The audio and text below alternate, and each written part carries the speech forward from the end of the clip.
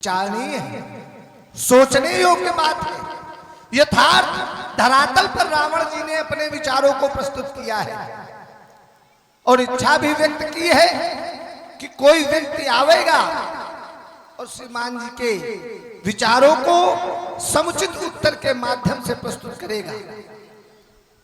चलता हूं, हमारे अग्रज हैं, गुरुबंधु हैं, निकटतम हैं, संसार जानता है, हमारे निकटतम संबंधियों में है। मेरा प्रथम दायित्व तो है आगंतुक का स्वागत, शिष्टाचार, सम्मान, तदुपरांत विचार विनिमय। 4 वेद, 6 शास्त्र, समस्त पुराणों के ज्ञाता, वर्तमान के प्रकांड पंडित श्री दशानंद जी आज आपको अपने सम्मुख इस मैथिल अधिवेशन में पाकर ये बाण आपका स्वागत करता है, आपके श्री चरणों में कोट कोट वंदन करता है। स्वीकार। हाँ, बलिसुवन शोणितपुराधीश महाकाल बाण जय जय श्री शंकर भगवान। श्रीमान जी कहें, आपके 2 बिंदु प्रमुख रूप में मैंने सुने।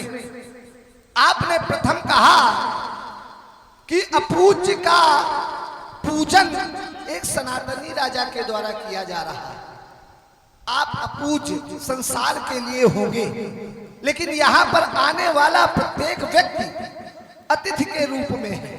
जो भी मिथिला में आ रहा है वो अतिथि है और अतिथि के लिए कहा गया है अतिथि देवो भव। तो जब समानता देवता के तुल्य है तो फिर पूजन क्यों संभव नहीं? एक बात। दूसरी बात, आपने कहा कि पूज्य का खंडन हो रहा है, तो पूज्य का पूजन भी हुआ और आज स्थित परिस्थिति ऐसी बनी कि खंडन हेतु प्रण ले लिया गया है और जो प्रण लिया गया है वो विचार कर लिया गया है। अगर बिना विचारे प्रण लिया गया होता तो आपकी दृष्टि में अनुचित हो सकता था। विचार पूर्वक प्रण है, इसलिए उचित है, मैं यही रुक रहा। श्रीमान बंधु, आपका कथन कह रहे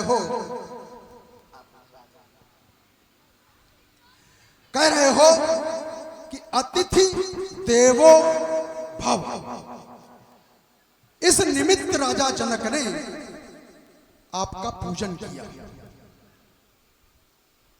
चलो एक पुरानी घटना भी ले चलते। 80,000 शाला व्रती संत जब दैत्यों से स्वर्गलोक देवताओं ने छीन लिया। संज्ञान में शायद विषय कुछ लोगों के नहीं होगा कि स्वर्ग पर प्रथम अधिकार दैत्यों का था, देवताओं का नहीं, क्योंकि दैत्य बड़े भाई थे इस निमित्त। किंतु इंद्र के द्वारा छल पूर्वक युद्ध करके स्वर्गलोक को छीन लिया। और जब शाला व्रत वाले संत इंद्र से यह कहने गए कि नहीं, आपने यह अनुचित कार्य किया, वो आपके बड़े भाई हैं, आपको उनके साथ ऐसा व्यवहार नहीं करना चाहिए। इंद्र ने बिना विचार किए 80,000 शालाव्रत संतों को की हत्या कर। लिखा तो यहां तक गया है कि पृथ्वी को एकारणों में निमग्न कर दिया।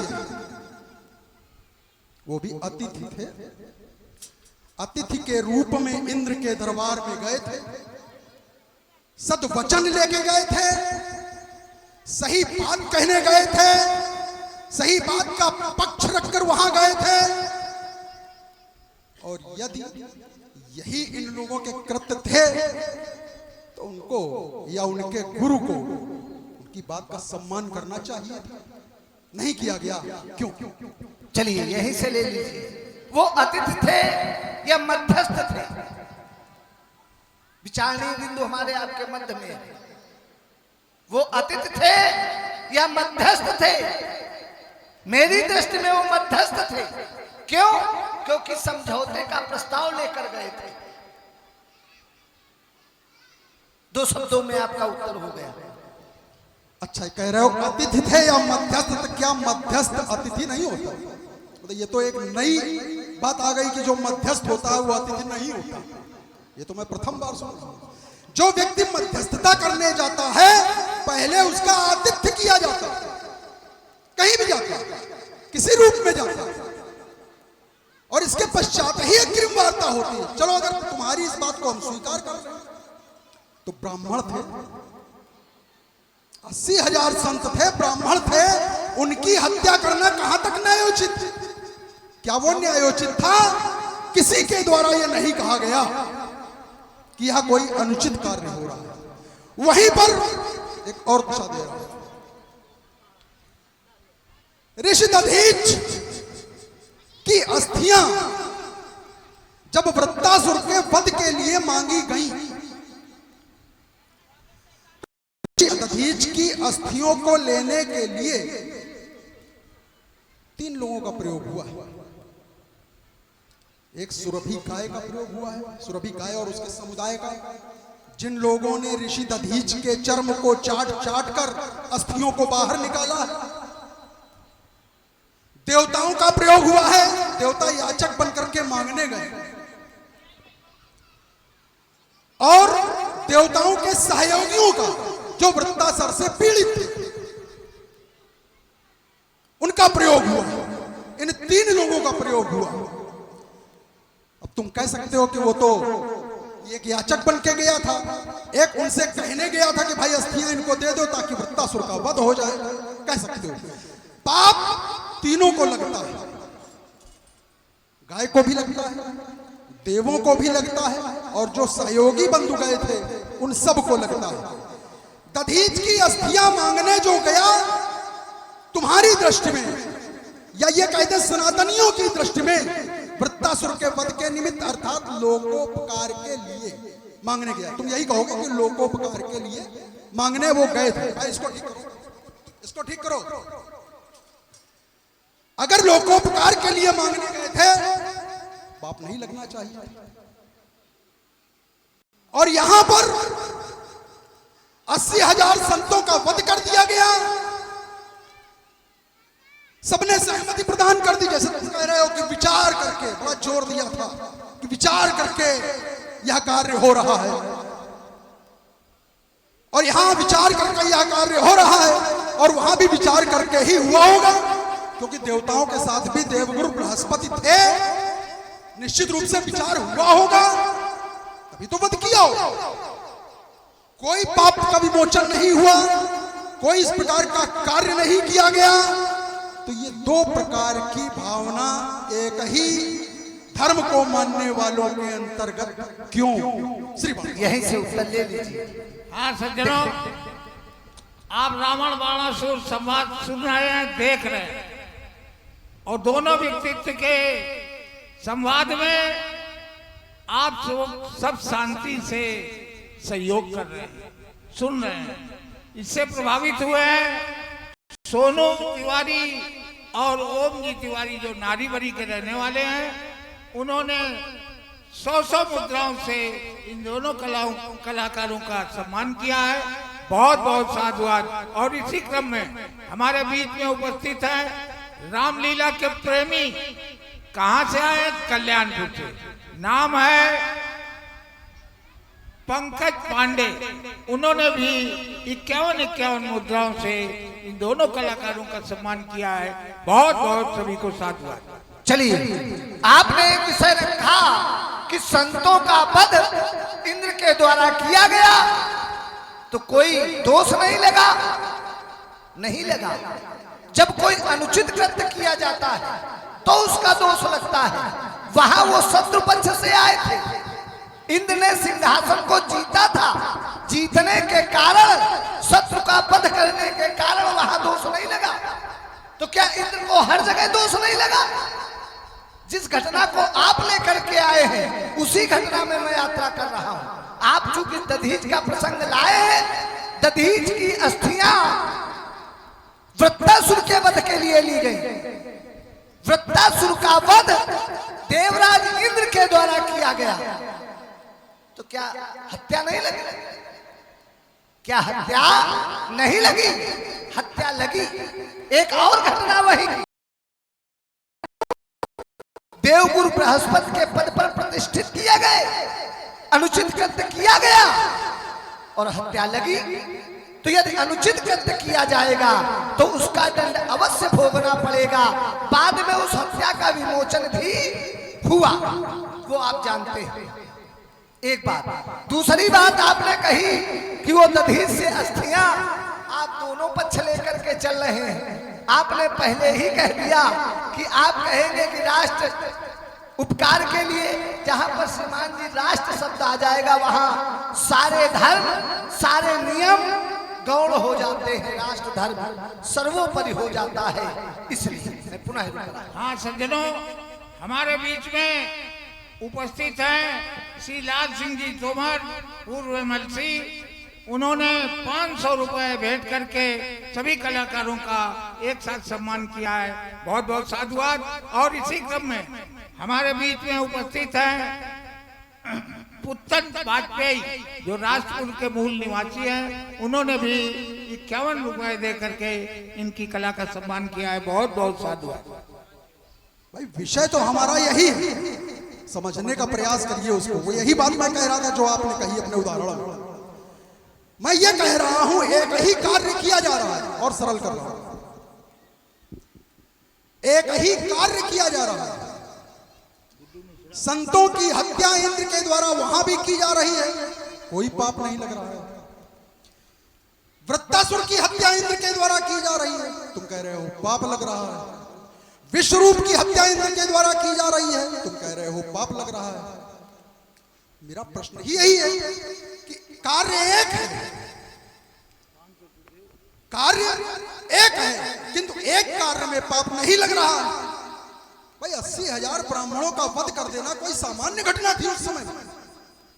असामान्य घटना थी। पृथ्वी को रक्त में पूरित कर देना, जिधर देखो रक्त ही रक्त दिखाई देता था। सामान्य घटना थी ये, सामान्य घटना नहीं थी। इंद्र को कोई पाप नहीं लग रहा, इंद्र को कोई अनुचित नहीं कह रहा है। वृत्तासुर का वध किया जा रहा है, इंद्र को पाप लग रहा है। ब्रह्म हत्या लग रही है, वहां ब्रह्म हत्या नहीं लग रही है। क्यों नहीं लग रही? तुमने कहा क्योंकि वो शत्रु पक्ष से गए। तुमने एक बिंदु बनाकर रखा, क्योंकि वो संत, वो ब्राह्मण इंद्र के पास शत्रु पक्ष से गए। तो क्या यदि मान लो तुम्हारी बात मान तो दूत बन के गए थे? हालांकि दूत बन करके नहीं गए थे। जो हमारे संज्ञान में विषय है वो इंद्र को समझाने गए थे, क्योंकि इंद्र के और उनके संबंध बहुत मधुर थे। वो इंद्र को यह समझाने गए थे कि आपके द्वारा यह जो कार्य किया गया है ये अनुचित है, ये उचित नहीं है। क्योंकि दो भाई हैं, परंपरा बढ़ जाएगी, और वो परंपरा चलती आ रही है। न जाने कितने देवासुर संग्राम हो गए उसी परंपरा को लेकर। वो उन्होंने अनुचित कृत्य नहीं किया, वो समझाने गए थे और उनका वध कर दिया गया। तो प्रश्नवाचक चिन्ह तो हमारा यही पर था। वो शत्रु नहीं थे, न शत्रु पक्ष का कोई समर्थन वहां करने गए थे, अपनी वार्ता को रखने गए थे। किंतु उस वार्ता से अपने आप को अपमानित महसूस करना और मात्र अपमानित महसूस करके उनका वध कर देना, मेरी दृष्टि में श्रीमान जी ये उचित नहीं था।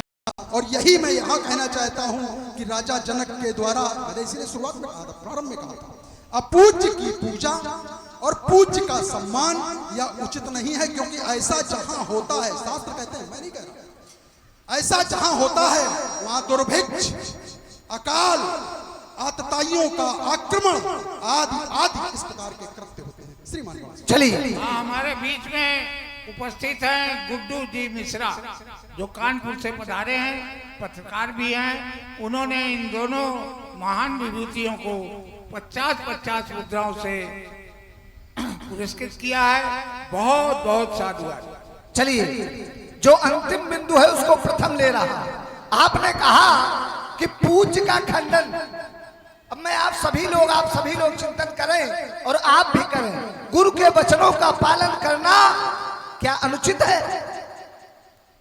परिजनों के परामर्श को ठुकराना अनुचित है या उचित है?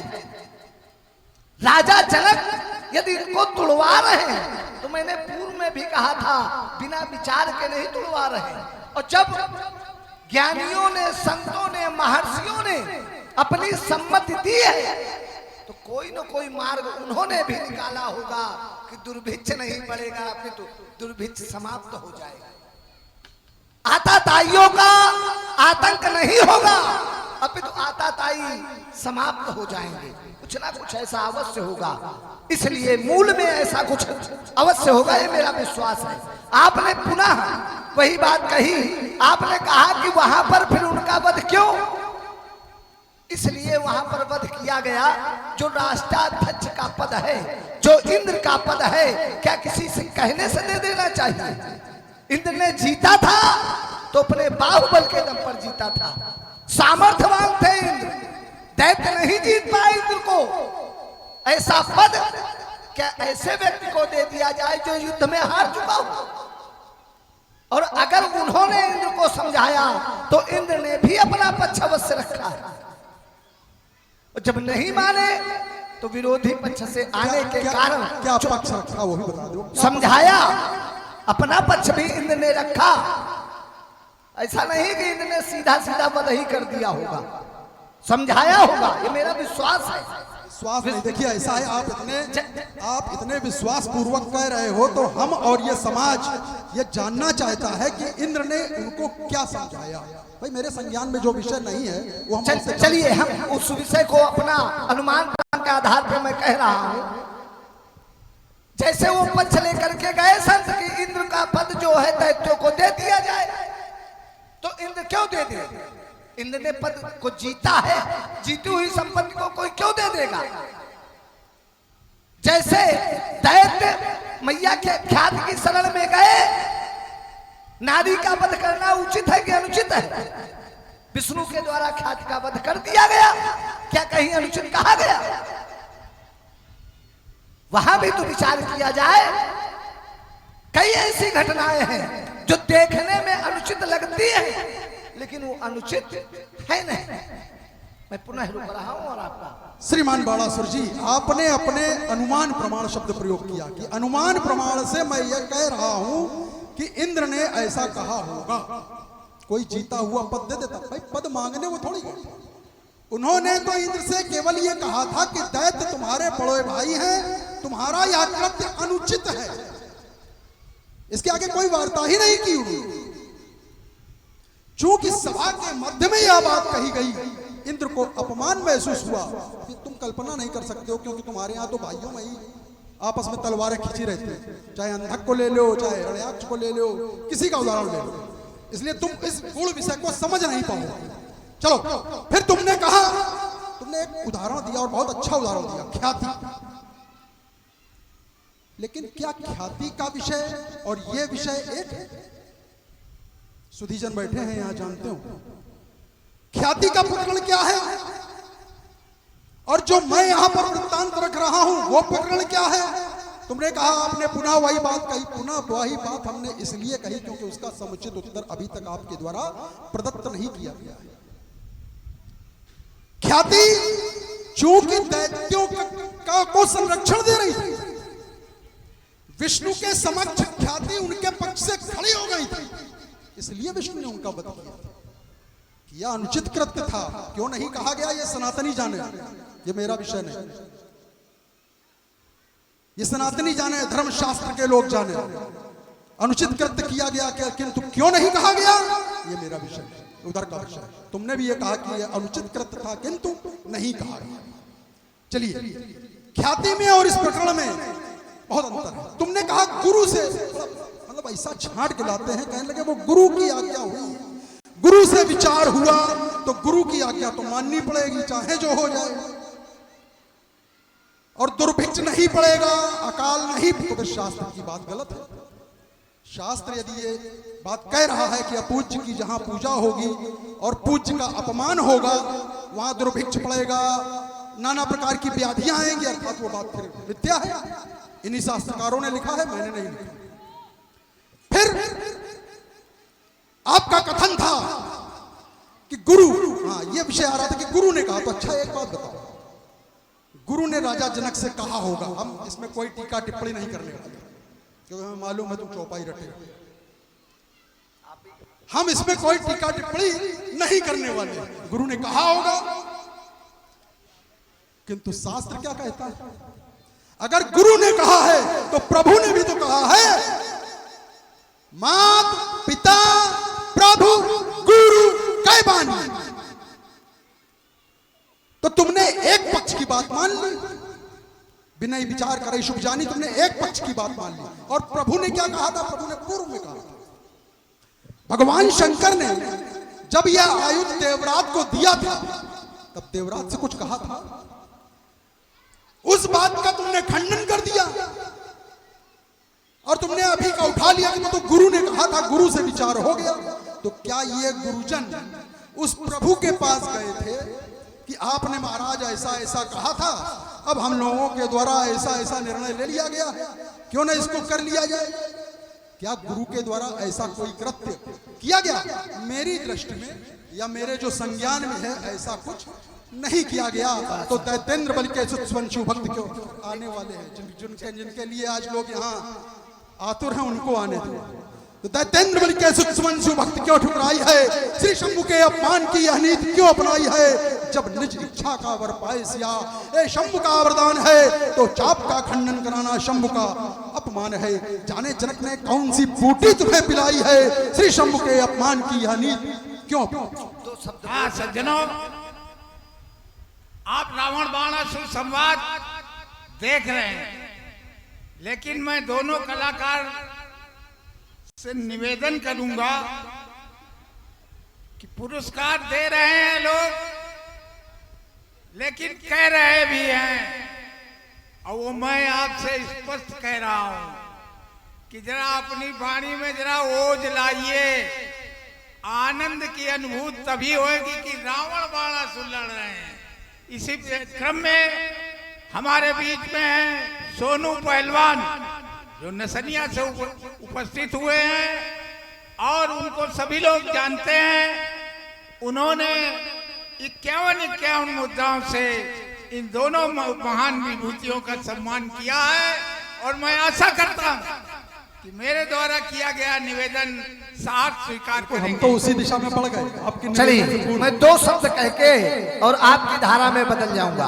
आपने कहा ये क्यों दिए गए थे? क्या वो भगवान शंकर से पूछा गया? नहीं पूछा गया। क्यों?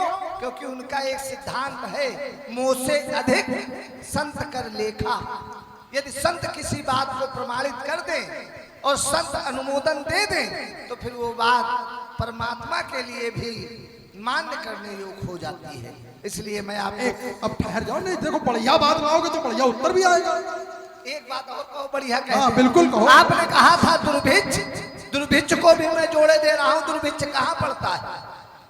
जैसे प्रताप भानु ने अनुचित व्यक्ति का पूजन किया तो क्या हुआ?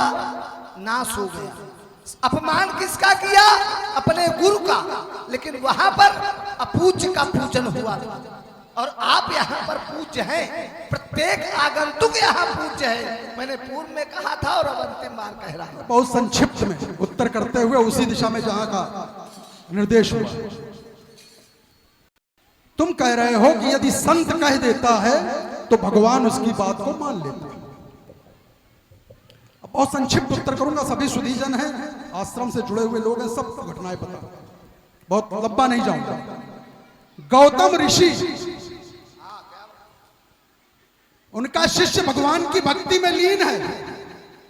उनके गुरु गौतम वहां पर आते हैं, किंतु भक्ति में तल्लीनता के कारण वो अपने गुरु को प्रणाम नहीं करता। गुरु को कोई फर्क नहीं पड़ता, लेकिन भगवान शंकर रुष्ट हो जाते हैं और उसको श्रापित कर देते हैं। तो ये न कहो कि अगर गुरु है या कोई संत है वो कहेगा तो भगवान उसको बिल्कुल उसको समर्थन दे देगा। बिल्कुल समर्थन नहीं देगा। थोड़ा नहीं, अब थोड़ा और आगे नहीं, अब वहीं चलो जहां चल रहे हैं। चलिए, तुम कहोगे कुछ अनुबंधों कुछ संबंधों प्रतिबंधों का है ध्यान मुझे, अन्यथा पराजय का टीका माथे पर अभी लगा देता और छीन तुम्हारा ये लोहा लंगड़ मिथिला से मार लगा देता। ये त्रिभुवन अखिल भुवन में नहीं रखता अपना सानी हूँ, यह संसार जानता है मुझको गुरु शंकर का वरदानी हूँ। वो लंका के मानी अभिमानी मैं पानी तुम्हें पिला देता और छीन तुम्हारा ये लोहा लंगड़ मिथिला से मार। तो अब नहीं धनुष खंडन होगा, अब नहीं धनुष खंडन होगा। और यदि होगा तो जानते हो क्या होगा?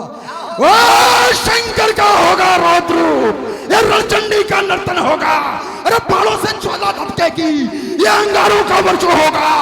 मैं विध्वंस करूंगा धनुष यज्ञ और ये सोनित की नदी बहा दूंगा। मैं लंकेश के ठुनकारों से उस अंबर में आग लगा दूंगा। ये अजगव भाती नहीं किसी की, अजगव विश्व होती है। जिसने दैत्यों का दलन किया उसकी ऐसी ठगरौती है। कहाँ छुपा हुआ नरनाहर जिसके कर से खंडन होगा। अब नहीं धनुष खंडन होगा, अब नहीं धनुष खंडन होगा। क्यों नहीं धनुष खंडन होगा? जब जनक राज के प्रण का ये बाल कर रहा है मंडन, तो धनकड़सर करने वाले का युगाज करेगा अभिनंदन। आरती करेंगे सिरध्वज, ये सभा करेगी पद बंधन। हर्षित होंगे सभी यहाँ, रुक जाएगा कौड़ा संरक्षण होगा परिशुद्ध का। ये न्याय फलन न पाएगा जो प्रगट बंग दिखलाएगा। सीधा हम लोग सिधावेगा, फिर बालों का वर्षण होगा। आज मैथिली अधिवेशन में यही धनुष कर्षण होगा। सेज नहीं है, कालों की धारा है। वो बचपन इसका जिसने सम्मुख होकर ललकारा है। अरे अजगव वीरत्व कसौटी है, भीगी बालू की भीत नहीं। और पैरी ललकारा युद्ध है तो चुप रह जाऊं रणनीति नहीं। इस कृपाण में कितनी ज्वाला ये उसे जानता कड़कड़ होगा। अब नहीं धनुष खंडन होगा, अब नहीं धनुष खंडन होगा। हाँ सज्जनों,